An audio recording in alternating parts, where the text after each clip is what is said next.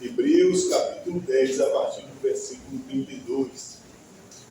Essa carta aos Hebreus é o que mais ela fala: deixar o velho e assumir o novo, deixar os velhos costumes e encarar a nova aliança, encarar a nova postura, um novo ser, um novo e vivo caminho diante de Cristo. É o que mais essa carta aos Hebreus fala. Ninguém declarou a autoria dessa carta. Quem foi que escreveu? Não se sabe se foi Paulo, se foi Apolo, se foi Lucas, se foi Barnabé ou o Espírito Santo. Vamos crer dessa maneira, porque tudo que está escrito por Deus foi escrito por meio de pessoas inspiradas pelo Espírito Santo. Amém? Então chegamos em Hebreus capítulo 10, verso 32. Então vamos à leitura aqui do texto, diz assim, ó: lembre-se dos dias passados, quando depois que foram iluminados, vocês suportaram grande luta e sofrimentos. Em certos momentos, vocês foram transformados em espetáculo, tanto para serem insultados, quanto para serem maltratados. Em outros, vocês se tornaram co-participantes com aqueles que foram tratados assim. Porque vocês não apenas se compadeceram dos encarcerados, mas também aceitaram com alegria a expoliação dos seus bens, porque sabiam que tinham um patrimônio superior e durável. Portanto, não percam a confiança de vocês, porque ela tem grande recompensa. Vocês precisam perseverar, para que, havendo feito a vontade de Deus, alcance a promessa. Alcance a promessa. Verso 37. Porque ainda dentro de pouco tempo, aquele que há de vir virá e não tardará, mas o meu justo viverá pela fé, e se retroceder, dele a minha alma não se agradará. Verso 39. Nós, porém, não somos dos que retrocedem para a perdição, mas somos da fé para a preservação da alma. Amém? Curva a sua face, oremos ao Senhor. Santo Deus e Pai Todo-Poderoso, nós te rendemos graças, ó Deus, porque a sua graça nos basta.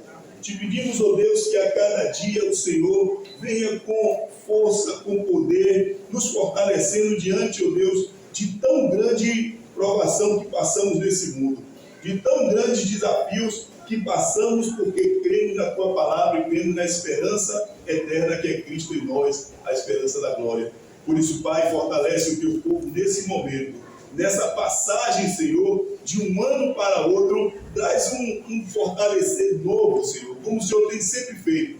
É o que nós cantamos há pouco, faz tudo novo, porque em verdade todos os dias as suas misericórdias se renovam sobre as nossas vidas, porque elas são infinitas, elas se renovam a cada manhã, porque a sua fidelidade é grande para com o seu povo. Por isso, Pai, renova as suas misericórdias em nossa vida. Renova, Deus, muito da sua graça em nossa vida, para que nós possamos ter visão ampla e encarar a corrida, Senhor, sem prestar atenção aos obstáculos, porque sabemos que o Senhor nos conduz para a vitória com Cristo. Te agradecemos por tudo, em nome do Senhor Jesus Cristo. Amém. Amém? Então eu vou destacar apenas 4 pontos aqui dessa mensagem de Hebreus, para que você fique bem firme logo no começar desse ano, para que você tenha a sua mente bem assim arejada quanto à promessa, quanto à vida que Cristo quer que nós encaremos e quanto à salvação que Ele deposita em cada um de nós todos os dias, porque em verdade a salvação é um processo, ela inclui em santificação, sem a qual ninguém verá a Deus. E se nós abrirmos mão dessa caminhada, abrirmos mão dessa santificação, desse Cristo Todo-Poderoso, então nós estacionamos naquilo que é velho. E o autor da carta aos Hebreus, o que mais ele chama a atenção a esse povo chamado hebreu, que era o povo que vinha dos costumes antigos, que preservava a lei, que guardava todo um arcabouço de legalismo, é que nada daquilo vale mais nada. Nada do que eles faziam, o sacrifício de touro, o sacrifício de bode, as oblações, as festas, tudo o que eles faziam era a sombra do que viria. Tudo o que eles faziam perdeu todo o valor na vida de Cristo, porque em verdade Cristo é a verdade que nós precisamos. Cristo, ele é a configuração de tudo que era feito nas sombras, porque na verdade Cristo é luz. Ele é a luz do mundo. Então precisamos atentar bem para isso, para que nós não voltemos às coisas passadas, aos rigores passados, nós não sejamos amarrados por religiões falsas e comecemos a fazer sacrifício de tolo, promessa de tolo, coisas que não levam a Cristo. Porque, em verdade, compreender Cristo é saber que tudo Ele já fez. Nós precisamos agora crer. Precisamos tão somente viver. O primeiro ponto é no verso 32, quando ele chama a atenção aqui, ó. Lembre-se dos dias passados. Por que ele pega esse povo assim? Lembre-se dos dias passados. Porque ele chama a lembrança esse povo. Porque, em verdade, se você pegar o Antigo Testamento, principalmente aqueles livros chamados Livro da Lei, Gênesis, Êxodo, Levítico, Número, Deuteronômio, você vai ver o quanto no passado esse povo escorregou, mesmo tendo uma promessa, tendo uma esperança e tendo um chamado de Deus. O quanto esse povo abandonou a aliança com Deus e foi servir a outros deuses, renegando aquele Deus que tirou eles do Egito com mão forte. O quanto esse povo, ele tendo a chance da salvação, a chance de viver para Deus, viver com Deus, somente para Deus, eles resolveram, então, renegar Deus e servir a deuses estranhos. Por isso que ele fala assim, lembre-se do passado. Lembre o quanto os seus escorregaram nessas coisas. Lembre o quanto aquele povo que foi preservado por Deus, ele escorregou em todos os pontos, mas ainda assim 3 coisas restaram. Primeiro, a fidelidade de Deus. Porque ainda que formos infiéis, Ele permanece fiel, porque Ele não pode negar a si mesmo. Se Ele chamou aquele povo, era por meio daquele povo que Ele atrairia todas as nações para si. E Jesus veio daquele povo. Com todo escorregão, com todo embaraço, com toda irreverência, ainda assim Ele preservou o povo para que viesse o descendente dele, aquele que é salvação do mundo, Jesus Cristo. Então a fidelidade de Deus não muda. Nós podemos, sim, e muitas vezes somos infiéis, mas a fidelidade de Deus não muda. Aquilo que Ele disse e a palavra de Deus não volta vazia. A segunda coisa que não muda é o amor de Deus, porque o amor de Deus excede todo entendimento. Por menos do que aquele povo fez, qualquer outro rei, qualquer outro monarca destruiria todos eles. Por menos ofensa do que eles fizeram contra Deus. Não foi contra um monarca qualquer, não foi contra um rei ou um governador. Todos eles seriam destruídos. Mas por amor à palavra dele e à promessa dele, Deus não destruiu aquele povo. Deus até se arrependeu, como diz a palavra, se é que Deus pode se arrepender. É uma forma de linguagem para você entender o quão grave foi a ofensa daquele povo. Mas Moisés intercedeu por aquele povo, dizendo, o Senhor vai matar esse povo? E o que é que vão dizer a respeito de você e desse Deus amor que livrou, que liberta? E aí Deus ele fez assim, verdade, Moisés, não vou matar ele não, por amor da promessa que eu fiz a você e ao descendente que é Cristo. O amor de Deus ele encobre uma multidão de pecados. Nós muitas vezes escorregamos sim. Vacilamos e vacilamos sim, propositadamente porque queremos vacilar. Mas uma coisa eu te garanto, o amor de Deus nunca se afastou de você. Tantas vezes você quiser voltar, Ele estará de braços abertos para te abraçar e te acarinhar e te restaurar, porque Ele é Deus de restauração, Ele é amor. João 3,16, todo mundo sabe, Deus amou o mundo. Aí quando diz de tal maneira, é muito pequena essa tradução de tal maneira, assim, Deus amou o mundo de uma forma que ninguém amaria, de uma forma que ninguém se propôs a amar, de uma forma que nunca foi descrita em tempo nenhum. E enviou o seu Filho, para que todo aquele que nele crê, não morra de qualquer maneira, mas tenha uma esperança de vida eterna. Essa é a forma de nós encararmos a promessa de Deus. De tal maneira, o que é tal maneira? É de uma forma como nunca se viu e nem se ouviu falar. Porque nunca se viu e nem se ouviu falar de um Deus que trabalha por aqueles que nele esperam. Espere em Deus. O amor de Deus não muda. O amor de Deus é o diferencial, porque nós somos transgressores. nós somos pecadores, nós somos vacilões, nós somos tudo isso. Mas o amor de Deus nos alcança a cada dia e nos restaura, porque esse amor é restauração. Entenda isso e viva. É isso que o autor estava falando aqui a Hebreus, assim, preste atenção, lembre daqueles dias, quando o amor de Deus nos restaurando ponto a ponto daquele povo, até que esse amor chegou a nós, a igreja do Senhor Jesus Cristo. E se Ele nos trouxe até aqui, Ele não vai nos abandonar. Se Ele nos trouxe até esse ponto, aos trancos e barrancos, como a gente fala, pode ter certeza, esse amor se revela nos trancos e barrancos. Eu conversava com a irmã Demi, enquanto íamos levar a ceia das vovós, assim, minha irmã, eu prefiro viver aos trancos e barrancos, mas com o Deus Todo-Poderoso, do que viver nos palácios, viver arregalado, viver com todo tipo de conforto e fora da presença do meu Deus. Eu prefiro viver aos trancos e barrancos, no meio dos ribeirinhos, da maneira que aquele povo vive lá, no meio lá da Nigéria, do jeito que aquele povo vive, com poucas condições, mas com Deus presente. Porque isso é que importa, a presença de Deus.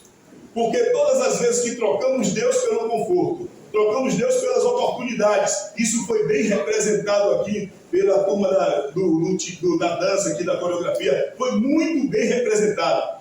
Todas as vezes que trocamos a oportunidade de fazer Deus viver dentro de nós então vivemos de qualquer maneira e não enxergamos esse Deus Todo-Poderoso. Porque a primeira coisa que o afastar de Deus faz conosco é cegar. Fazer parecer que esse amor não existe. Pode observar uma pessoa que se desvia do caminho do Senhor. Ela passa por você parecendo um topo pesado.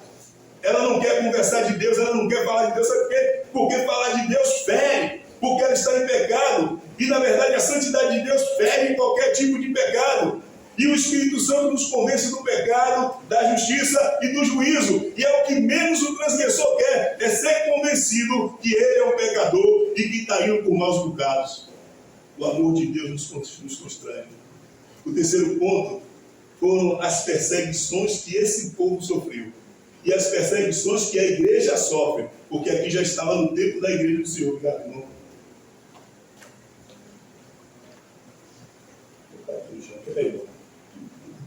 As perseguições que sofreremos, porque cremos no Senhor Jesus Cristo. Se você ver meu pé chegando para cá, certo? Passaremos 5 perseguições.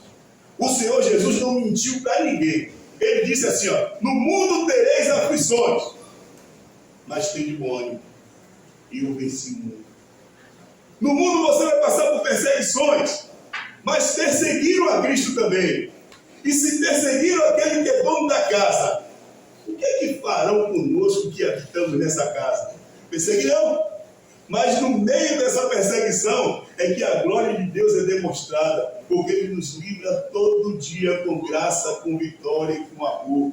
É assim que Deus faz, meus amados. Por isso que Ele fala assim, ó, lembre-se dos dias passados, recorra à história da igreja e veja quantos irmãos foram massacrados por conta dessa palavra. E na atualidade também, quantos são os irmãos que não podem manifestar a sua fé, que são mortos, expulsos, são massacrados e presos por conta dessa palavra. Então lembre-se dessas coisas e sirva com integridade esse Deus maravilhoso, porque você tem liberdade para isso.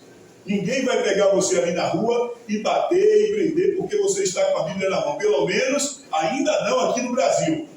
Pelo menos ainda não. Creio que vai demorar um pouco para chegar a esse ponto.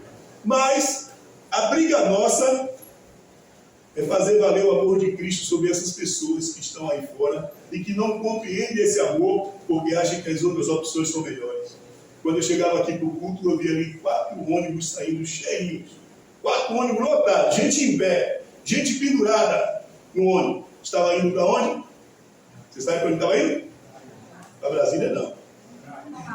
Estava indo para Alcobaça, o Réveillon de Alcobaça. Passava por um perigo, a estrada está perigosa, à noite, terrível, não tem dinheiro no bolso, não tem nada, vão lá, arriscar até apanhar por lá, dormir na praia, ao relento, mas foram para satisfazer a sua carne.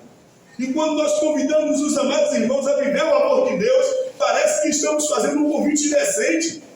Parece que estamos convidando para qualquer outra coisa, menos para vivenciar esse amor e a salvação e a graça que é em Cristo Jesus. Meus amados, precisamos mudar essa balança. Porque todas essas pessoas que saíram desses 4 ônibus desse bairro, e de outros ônibus de outros bairros, e de outras cidades, e foram para aquele lugar de perdição, todas elas são alvo do amor de Deus.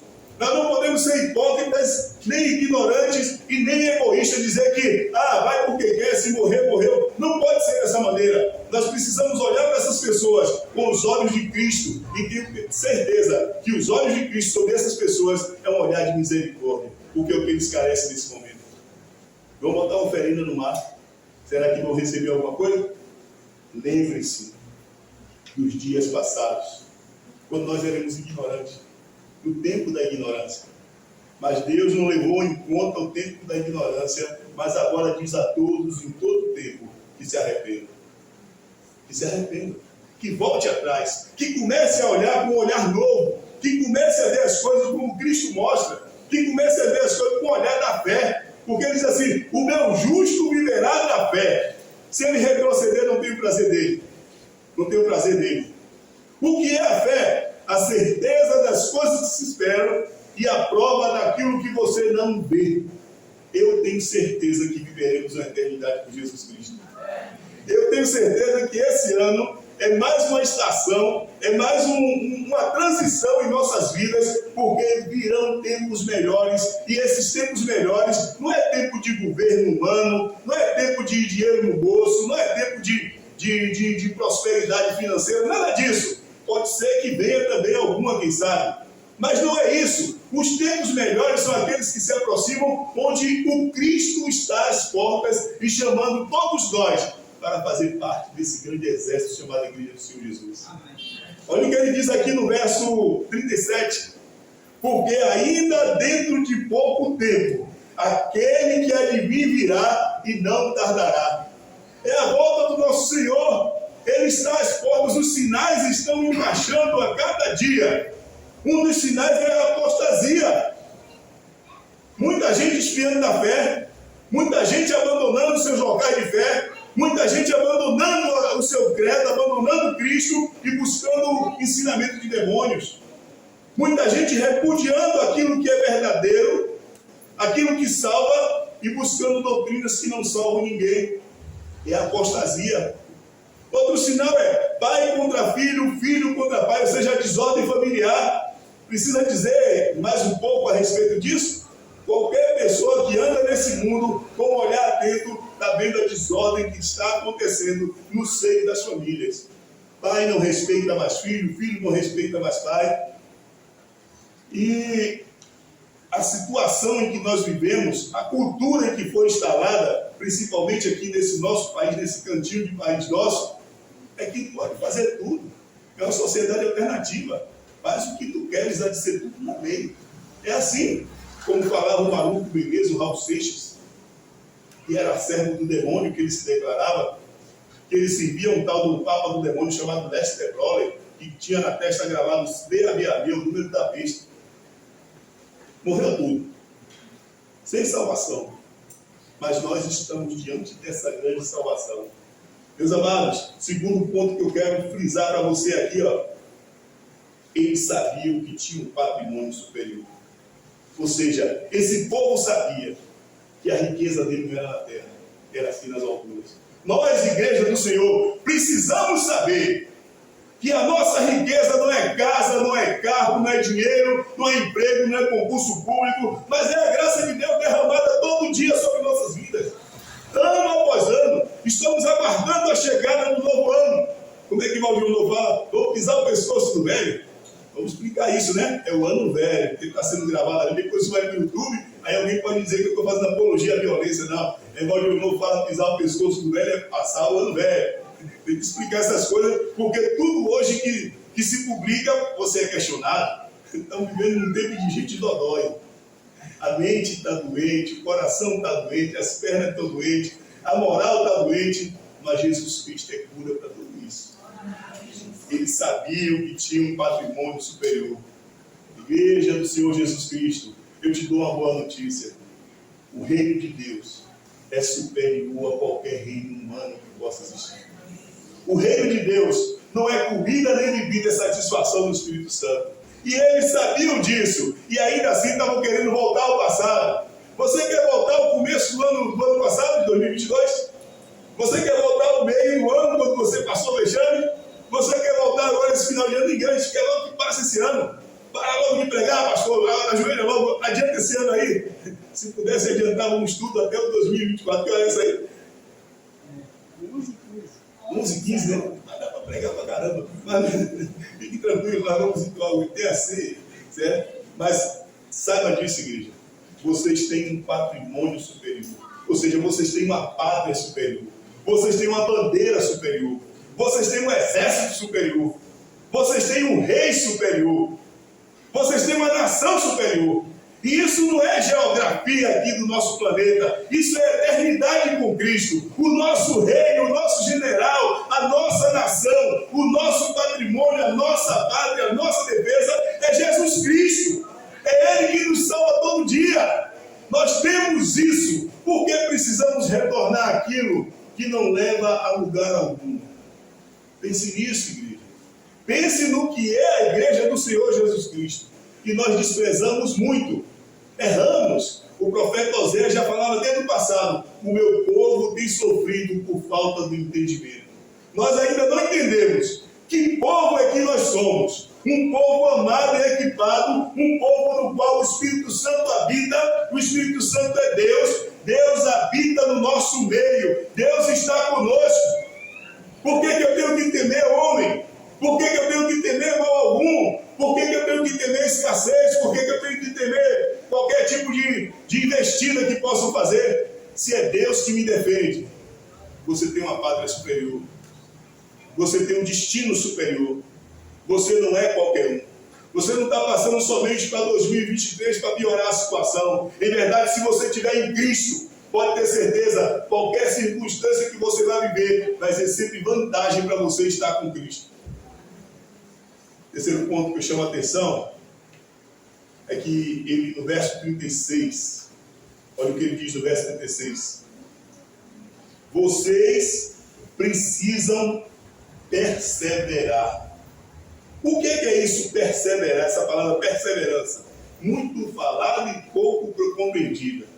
Perseverar quer dizer insistir com paciência. Não é por força nem por violência, é pelo Espírito que se faz o reino de Deus.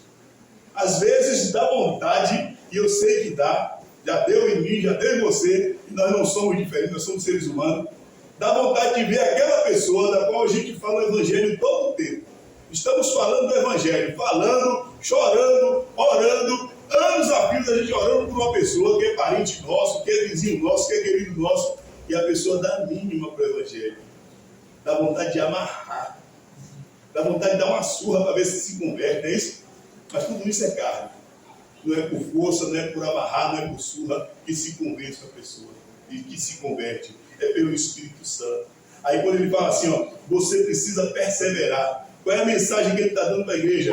Vocês precisam insistir com paciência. E às vezes nós somos impacientes. Nós somos ansiosos. Às vezes a gente traz um visitante na igreja e a gente quer que esse visitante passe pela porta ali, já convertido e batizado. Já assumindo o ministério. Não é assim não? Meus amados, tem gente que Deus vai trabalhar por anos a fio. Mas anos e anos mesmo. Tem gente que vai torrar sua paciência até o limite. Mas você vai ter que insistir com paciência e amar essa pessoa. Sabe por quê? Porque Jesus te amou até o limite. E mais do que o limite. E Jesus te amou de uma forma sem igual. E o seu amor tem que representar o amor de Jesus por ele. Você não pode desistir. Você não pode retroceder. Você não pode voltar atrás. Já que você colocou a mão no arado, agora é hora de ir para frente. Quem tem posto a mão no arado não pode mais olhar atrás. Se olhar para trás, negou a fé, e o Senhor não se agrada de quem nega a fé. Põe a mão no arado, veja o que é que Deus quer de você, insista com paciência, seja em oração, seja em ação, seja em acompanhamento, seja no que for necessário, mas não desista de uma vida só por causa da ignorância. Não desista. Jesus Cristo nunca desistiu de nós. Já pensou se ele desiste? O quanto nós éramos teimosos? Já pensou se na primeira teimosia Jesus desistisse da gente? o que é que seria de nós? Ele nunca desistiu de nós. Insista com paciência. Antes de tudo, na sua fé. Porque a primeira desistência é a nossa. Quanta gente, por causa de besteira, por causa de um banco, um parafuso que saiu do banco e machucou minha perna, eu não volto mais na igreja, eu não quero mais saber da palavra de Deus, eu não entro mais em lugar nenhum. Já pensou, meu irmão? O inimigo vai usar de muitas artimanhas para tentar afastar os servos fiéis da igreja. E aqui foi bem representado pelos moços e moças aqui, a distração. Às vezes o Senhor está te chamando para ler a palavra e você está lá na Netflix. Às vezes você sabe que precisa orar por aquela pessoa, mas você está preocupado com o e-mail que vai chegar, com o Instagram, quantos likes você tomou naquela foto. E se preocupa com tudo, mas não está se preocupando com o que é essencial. Vidas para o reino. Isso é essencial. Insista com paciência. Não estacione, não. Olhe firmemente para Cristo, autor e consumador da nossa fé. Tenha os olhos em Cristo e você nunca mais vai se atrapalhar com nada nesse mundo.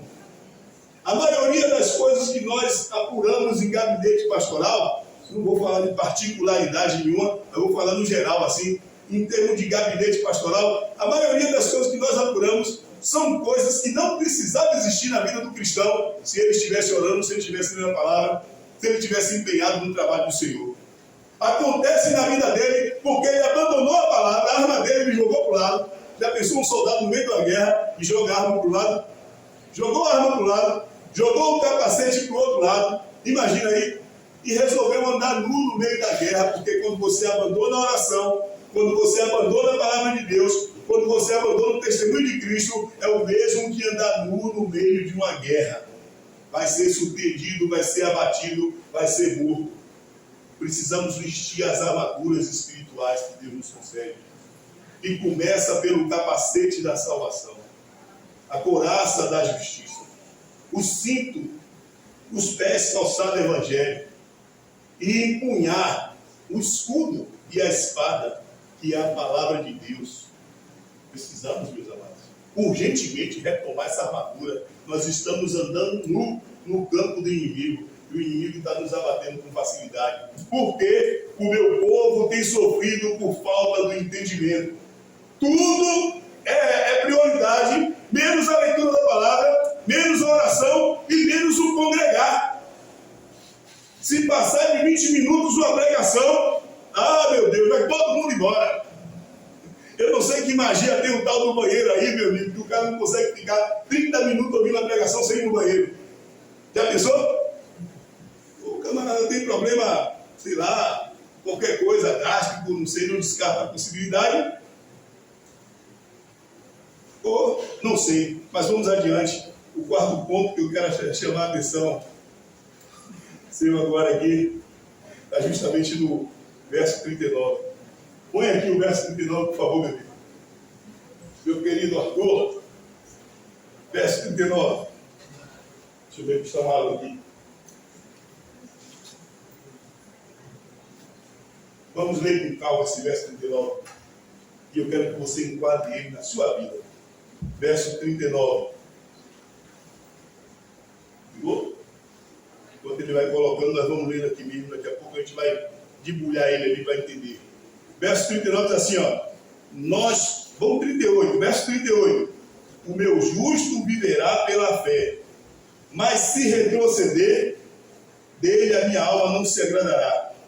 Nós, porém, não somos dos que retrocedem para a perdição, mas somos da fé para a preservação da alma.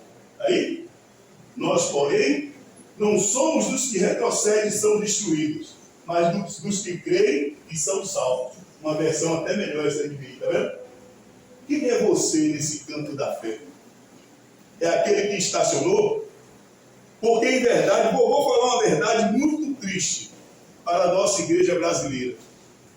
A maioria das pessoas que frequentam e que enchem as igrejas está pouco se importando com Cristo e com o próximo e com o amor de Deus. Essa é uma verdade. Não se sinta constrangido com isso, não. Quando a gente fala uma verdade, nós precisamos se enquadrar na verdade para andar com Cristo.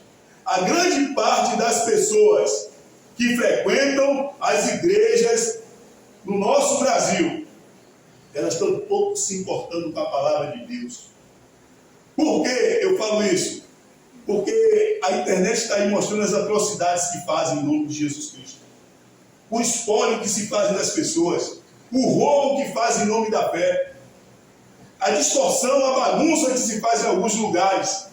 Daí vem patente a denúncia é feita por aquilo que eles fazem, que não tem nada a ver com Jesus Cristo. Coisas que Jesus Cristo nunca faria, nunca ensinou, nunca autorizou que fizesse. É o que estão fazendo com a palavra. Eu vou falar uma palavra aqui muito pesada e muito perigosa. Não me entendam mal. Eu ouvi essa palavra lá em Barcelona, por meio de uma moça, que eu conheci essa moça quando ela era bem assim, distorcida, não gostava muito da palavra, se converteu ao Evangelho, amou a palavra, hoje é uma missionária de Deus. E ela falou uma coisa muito pesada, mas pesada mesmo, mas necessária para aquele momento e necessário que a igreja ouça. Muitos estão tratando a noiva de Cristo como se fosse uma prostituta. Entendeu o que eu disse aí? A noiva de Cristo é a igreja. E como é que tratam ela como se fosse uma prostituta? O que é que as pessoas fazem com uma prostituta? Usam, abusam e deixam lá. Satisfazem os seus desejos, satisfazem a sua vontade, fazem o que querem, bem entende, pecam com ela e abandonam. E hoje a realidade na nossa igreja, pós-moderna, pós-Covid, é que muitos estão usando e abusando da igreja, da noiva de Cristo, e abandonando a igreja como se fosse uma coisa qualquer. E só recorrem a ela quando querem algum prazer. Meus amados, a igreja não é uma prostituta. A igreja é a noiva de Cristo imaculada e aguarda o seu noivo. Ai daquele que sujar o manto dessa igreja, o vestido limpo dessa igreja, que é o Espírito Santo, com as suas práticas, com os seus horrores, com o seu desdém, com a sua desconsideração. Depois queremos ano novo, mas não fazemos nada de novo. Continuamos com as velhas atitudes, continuamos com as mesmas coisas, continuamos retrocedendo. Mas o escritor de Hebreus, ele diz assim, ó, nós não somos daqueles que retrocedem, mas somos daqueles que avançam. Amado, você quer retroceder ou quer avançar? Você vem para um culto de virada por quê? Qual é a diferença do culto de virada para você? Não é a mesma coisa de levar um barquinho para Iemanjá lá na Alcobaça? Tem diferença? Porque tem gente que, se tivesse em Alcobaça ou aqui, seria a mesma coisa, porque não estaria antenado com o Espírito Santo, com aquilo que o Espírito tem dito à igreja. E o que o Espírito tem dito nesses últimos tempos é que se arrependam, é que enxerguem Cristo, é que veja a igreja como noiva imaculada que precisa ser apresentada ao seu noivo, e o seu noivo cobrará de nós o que é que nós fizemos com a noiva dele. Se tratamos com a elegância que ela merece, se tratamos com a decência que ela merece, se tratamos com a beleza que ela merece, ou se a tratamos como uma prostituta, usando ela e deixando de lado. E nós seremos cobrados disso. E nós seremos colocados de joelho diante do rei, e o rei vai perguntar a cada um de nós: o que você fez com a minha noiva? Qual seria a nossa resposta, meus amados? O que é que nós poderíamos responder ao rei nesse momento? É muito grave isso, é muito urgente falar sobre essas coisas. É muito urgente, sabe por quê? Porque o verso 37 diz assim, olha, dentro de pouco tempo, aquele que há de vir virá e não tardará. Pouco tempo o rei está voltando. Que nós possamos recuperar a sublimidade da noiva. Que nós possamos recuperar a santidade da noiva. Que nós possamos restaurar a beleza da noiva. Para que as pessoas olhem para a igreja de Cristo e não olhem como se fosse um bando de malucos. mas olhe como luz do mundo, sal da terra, esperança do mundo. Essa é a igreja que Cristo quer ver. Essa é a noiva imaculada dele, aquela que chama para ele, aquela que mostra a santidade. E não uma vestida de trapo de qualquer maneira. E não uma suja de qualquer coisa. E não uma noiva pedinte, pedindo por aí, por favor, me dê isso, por favor, me dê um carinho. A igreja não precisa disso. Nem Cristo precisa disso. Nem nós precisamos disso. Porque nós temos o amor de Deus ao nosso favor. Porque nós temos a graça de Deus ao nosso favor. Porque nós não precisamos retroceder. O justo viverá da fé. Porém, se ele retroceder, não tem o prazer dele. E aí, meu amado, minha amada, para onde é que você está indo nesse 2023? Eu não digo, amanhã eu vou trabalhar, pastor, não é sobre isso não. Não é sobre a sua caminhada física, não. A sua caminhada espiritual. Como é que foi 2022? Muita gente sumiu. Muita gente não vai voltar. A desculpa foi a pandemia. Mas eles já aguardavam qualquer desculpa para ir embora mesmo. Mas nós que ficamos, para onde é que nós vamos? O que é que nós faremos? Quem é que nós somos? A quem nós servimos? O que é que somos, afinal de contas? Somos a noiva imaculada do Senhor Jesus Cristo. Não tire isso da cabeça, não. Você não é qualquer pessoa. Você não é parte do corpo de uma prostituta. Você faz parte do corpo de uma noiva imaculada, santa e aguardada pelo noivo. Você é retrato do amor de Deus. Você é o melhor de Deus nessa terra. Você é a luz que precisa guiar o mundo para aquele que é a luz do mundo. Você não é um qualquer, e nós não somos uma casinha de maluco que se reúne domingo e quarta-feira para cantar e depois sair por aí fazendo besteira, não. Nós temos que sair dessa casa com o coração cheio de Cristo e entorpecer as pessoas da palavra de Deus. Vou usar esse neologismo para você entender o quanto é urgente e quanto é grave que nós preguemos o Evangelho a toda criatura. Amados, essa casa poderia ter muito mais gente no dia de hoje. Não é fazer números, não. Mas nós sabemos a urgência e de quanta gente tem necessitada nesse mundo. Mas por que eles não vêm? Vai ficar essa pergunta no ar porque eu não tenho resposta. Porque, na verdade, aqui eu sinto o amor de Deus. Aqui eu sinto o carinho de Deus. Aqui eu sinto que eu sou valorizado como noiva de Cristo. E por que eu desprezo isso, meus amados? Por que eu deixo esse momento para ficar com a perna para cima assistindo uma série que não me leva a nada? Recentemente eu assisti uma série, eu gosto de filmes históricos, né? Épicos, históricos. Principalmente que fala do Nordeste, nordestino. De cangaceiro, parei para assistir um filmezinho achando que era coisa boa. Me arrependi. Não tinha nada de história, não tinha nada de épico, não tinha nada de comunicação, só tinha esbórnia e confusão. E é isso que nós temos sendo bombardeados todos os dias, amados. Aconselho, volte para a palavra, porque falta pouco.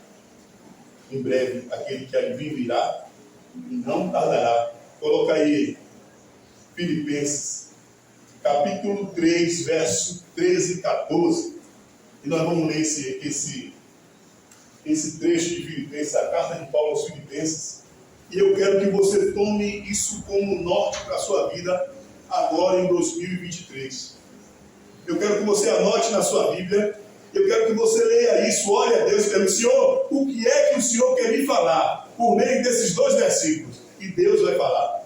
Não tenho nada a dizer para você que eu não sou Deus, mas Deus tem muito a dizer para você por meio da palavra dele. Olha o que ele diz assim, ó, Paulo falando aos Filipenses. Paulo, sabe quem é Paulo? Aquele apóstolo que Deus ungiu com poder, aquele que escreveu 14 cartas aqui do Novo Testamento, aquele que largou tudo para seguir a Cristo, aquele que era perseguidor e virou perseguido, aquele que disse assim: eu torno tudo isso esterco para poder atingir a glória de Cristo. Aquele nominado Paulo que até os demônios disseram assim: ó, Paulo eu conheço, Cristo também. E aí os meninos que estavam querendo brincar com o diabo, ele surrou: vocês não têm nada comigo. Paulo, que era reconhecido até pelos demônios, como aquele que serve Cristo. Olha o que ele escreve para o nosso coração aqui. O Espírito Santo permitiu que ele escrevesse isso para o nosso coração. Meus irmãos, não penso que eu mesmo já tenha alcançado, mas uma coisa faço, esquecendo-me das coisas que ficaram para trás e avanço para que estão adiante. Prossigo para o alvo, a fim de ganhar o prêmio do chamado celestial de Deus. Aqui fala sobre a soberana vocação de Deus em Cristo Jesus. A minha versão aqui é mais antiguinha e talvez mais detalhada, que diz aqui, ó, Filipenses 3. Irmãos, quanto a mim, não julgo havê-lo alcançado, mas uma coisa faço.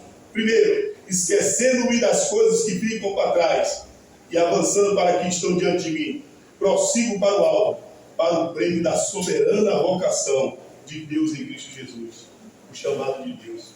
Amados, o que é que eu quero dizer para você nesse momento e com esse verso, e pedir que você anotasse? Primeiro ponto, esqueça das coisas que ficaram para trás. Você não muda 1 centímetro do que passou. De ontem, passou. Mas eu ofendi meu irmão, peça perdão. Mas meu irmão me ofendeu, chegue junto com ele, perdoe ele. Mas eu tinha que fazer. Começa do zero agora. Mas eu podia. Água passada no novo ninho. Esqueça as coisas que para trás ficam e olhe para Cristo. E agora você vai na soberana vocação, soberano chamado dele. Qual é o soberano chamado? Vá para todo mundo e pregue o evangelho a toda criatura. O dia que você parar para pregar o evangelho para toda criatura, você não vai mais ter desejo de assistir Netflix nem porcaria nenhuma. Sabe por quê? Porque a obra de Deus é a melhor coisa que você pode efetuar em sua vida. E você nunca mais vai ser atrapalhado, nem discutir com ninguém, nem bater boca, e nem ficar aflito, e nem ficar ansioso. Sabe por quê? Porque a palavra de Deus nos descansa. E à medida que trabalhamos para Deus, Deus trabalha em nosso favor, Deus trabalha em nosso coração, nos transformando cada dia. É por isso que o escritor de Hebreus diz assim: nós não somos daqueles que voltam atrás, mas avançamos pela fé. Se você ler o capítulo 11 todo de Hebreus, é a galeria dos heróis da fé. Ele vai citar de tanta gente que viveu pela fé, perseverou e alcançou a promessa. Que nós sejamos dessa maneira. Meus amados, a pergunta que eu deixo para o seu coração, agora em 2023, você vai retroceder ou vai avançar? Que a resposta seja dada pelo Espírito Santo de Deus. Amém? Vamos orar ao Senhor. Maravilhoso Deus, Pai Todo-Poderoso, eu te agradeço por esse momento, Pai. Te agradeço pela Tua palavra, te agradeço, Deus, por esse povo bendito que o Senhor reúne aqui nesse local. Te agradeço pela Sua igreja, Senhor, que mesmo machucada, mesmo maculada, mesmo não compreendida, ainda assim, Senhor, tem da Sua graça, tem, ó Deus, do Seu carinho, tem do Seu amor, tem, ó Deus, muito do Senhor, da Sua paciência e da Sua fidelidade. Desperta em nós, Senhor, a vontade de sermos fiéis a Ti a cada dia e de vermos, ó Deus, a Sua igreja a cada dia santa e imaculada. Não queremos usar aquilo que o Senhor nos deu de melhor, mas queremos vivenciar, porque somos nós essa noiva, Pai. Pai, em nome do Senhor Jesus Cristo, eu te peço, Deus, convença o Teu povo, Senhor, na beirada desse ano que se inicia, que seja um ano de grandes vitórias na vida de todos eles, mas que comece da compreensão de que nós não podemos retroceder, precisamos avançar para que possamos alcançar a promessa. Precisamos avançar com perseverança, com paciência, sempre no Seu Espírito, Senhor, para que então nós possamos ver a Sua graça e possamos ver a Sua glória, Senhor, retratada diante de nós como dia maior. Não como um novo ano que se inicia, mas como um novo tempo que nós não conhecemos, mas que o Senhor já preparou para cada um de nós. Te agradecemos por tudo em nome do Senhor Jesus Cristo. Amém. Amém? Glória a Deus. Vamos à ceia, meus amados irmãos. Amém.